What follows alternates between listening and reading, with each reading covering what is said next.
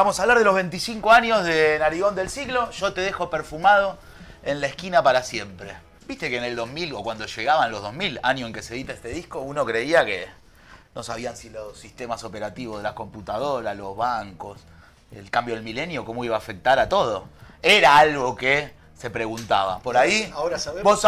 No, tampoco, pero me acuerdo que en los 80 se decían que los coches en los 2000 iban a volar, y los coches no volaron. Y las cosas que supuestamente se iban a terminar no se terminaron. Y en el 2000 no pasó nada más que cambiar de año. Pero sí, en lo que respecta a la música, y en el caso particular de Divididos, se da algo muy especial que Narigón del Siglo es un disco que parte aguas.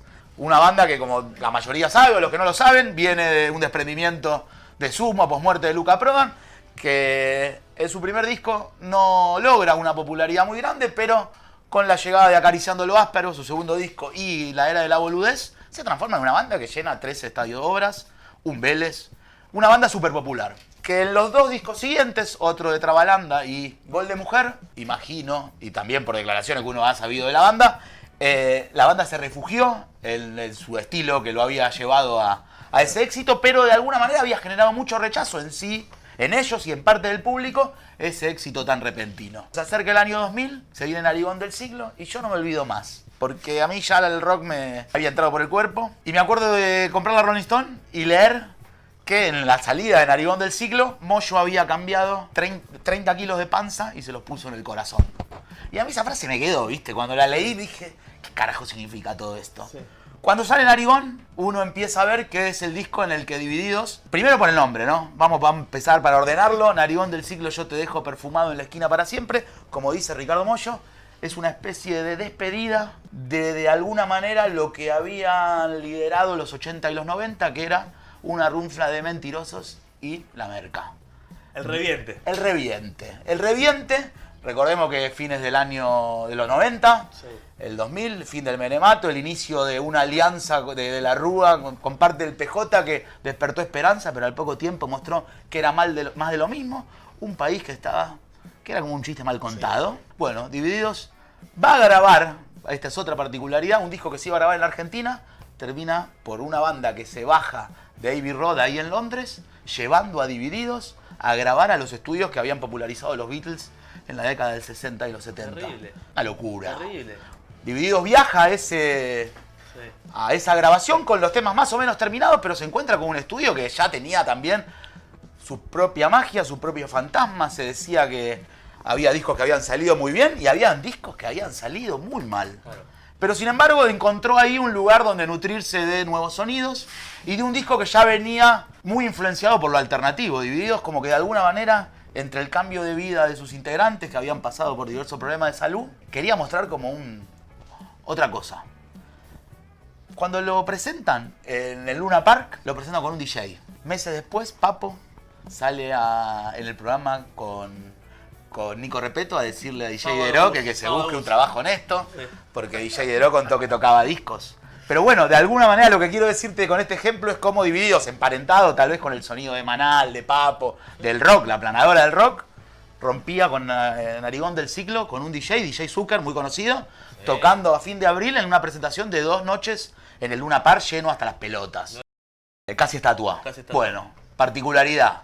El inicio, ese sitar que suena y esas tablas que suenan, es de unos artistas hindú que estaban grabando en Abbey Road y que Ricardo y Diego lo vieron y dijeron, che, esto acá. También, ¿qué pasa? En esos días que grababan en Londres, descubrieron que estaba lleno de disquerías, se fueron a comprar miles de discos de música electrónica y mientras armaban el disco y iban surgiendo ideas, se iban empapando de esos días y esas noches en los que se tenía que ir armando lo que sería el disco en sí. Es un disco que no solo me gusta mucho, sino que además es muy importante para la época en la que uno por ahí lo escuchó, que salió, uno tenía 14, 15, 16 años, y era un disco muy representativo. Y algo que pasa que es muy particular es que el primer disco en donde Divididos, tanto en 2 canciones, que es ¿Qué pasa conmigo? Y Spaghetti del Rock, cambia la lógica de las letras de sus canciones. Por primera vez, ellos se ponen en el centro. Moyo dijo que Spaghetti del Rock en principio era una composición que quería que sea para Luca y terminó siendo para lo que después fue su exnovia, Erika García. Después él declaró que a él todas las cosas que le pasan mucho y que Spaghetti del Rock era una manifestación de eso. Y en ¿Qué pasa conmigo? También, no sé si recordás la frase ahí empiezo a entender que ya soy budín de pan y que me agrando con un poco de amor. Sí. Viste que siempre las letras de Divididos fueron muy eclépticas, muy por ahí difíciles de entender, con cierto humor, raras, extrañas. Sí. Otra cosa que me llama la atención, o no que me llama la atención, pero me parece un disco interesante para que uno vaya a redescubrirlo, el que no lo escuchó, o el que lo escuchó vaya a verlo de vuelta. Y es que es un disco donde se nota una banda como que vuelve a tener luminosidad. A mí me encanta una frase que la iba a usar para cerrar la columna, pero que la voy a usar ahora porque me parece que es lo que quiero englobar de lo que a uno le gusta de estar haciendo la vieja escuela y hablar entre amigos. Y poder limpiarse la transpiración en vivo sin que a nadie le importe. Eso va a ser sticker, ¿eh? Ahí los pibes los van a hacer sticker. Sí, es terrible. Y es que, voy a decirlo, hay una frase de Elefantes en Europa que dice: tratando de abrazar los vientos que enfrían tu alma. Para mí la vieja escuela es eso, pero también es agarrar un disco desde el principio hasta el fin, escucharlo, entender que tiene una lógica, consumirlo como fue concebido, como una obra. Entiendo que esta época es difícil para eso, pero vamos a intentar desde este pequeño lugar, aunque por ahí a veces salgan bien o mal las columnas, tediosas o no, pero de volver a esto, a lo que hace bien, a lo que hace que se abracen los vientos fríos que enfrían tu alma. Bueno, esta es la vieja escuela.